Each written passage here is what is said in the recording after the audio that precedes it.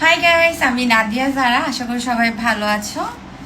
তো এই আমার ড্রেসই দেখতে পাচ্ছ, মানে আমার ড্রেস দেখে বুঝতে পারতেছো এটা হচ্ছে জিমের ড্রেস।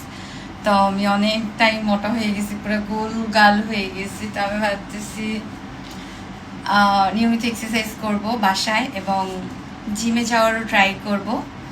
তো যেহেতু আমি একটু অলস, একটু না মানে অনেক অনেক অলস, তো সেই ক্ষেত্রে হচ্ছে আমি নিয়মিত জিমে যদি যেতে নাও পারি, ট্রাই করব নিয়মিত হচ্ছে গিয়ে বাসায় এক্সারসাইজ করা।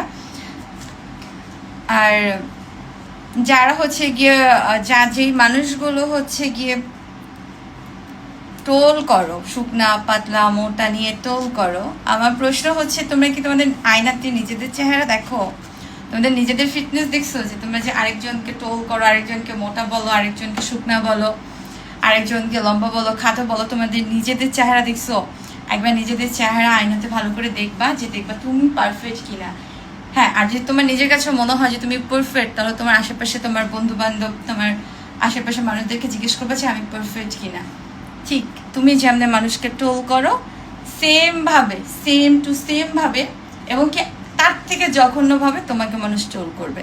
কেউ বলবে তুমি খাটো, নয়তো বলবে তুমি মোটা, নয়তো বলবে তোমার চেহারা সুন্দর না, আবড়া ডাবড়া আর অনেক কিছু বলবে, নয়তো নাক সুন্দর না, চোখ সুন্দর না। তো অন্যদেরকে টোল করা বন্ধ করো, নিজেকে পারফেক্ট করা ট্রাই করো। এটা ছিল আমার আজকের কথা।